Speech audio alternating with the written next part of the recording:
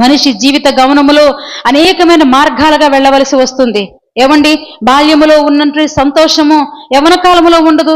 బాల్యములో ఉన్నటువంటి స్వేచ్ఛ, ఆనందము, ఏమండి మరి ఆ హృదయ నెమ్మది అది అలాగా క్రమక్రమంగా నడి వయసులో ఉండదు, వృద్ధాప్యంలో ఉండదు. అయితే మనిషి జీవితంలో ఎన్నో మజీలుగా వెళ్ళవలసి వస్తుంది. ఎన్నో రకాల ఒకరు కాదు, ప్రతి ఒక్క వ్యక్తి, ఏమండి అధికారులైన దగ్గర నుంచి మొదలుకొని పేదవారి వరకు ప్రతి ఒక్కరు కూడా ఆ విధంగా ప్రయాణం చేయవలసి వస్తూ ఉంటది. కాబట్టి అందుకని ప్రతి ఒక్క వ్యక్తి కూడా ఏ మార్గాన్ని ఎంచుకోవాలో తెలుసా?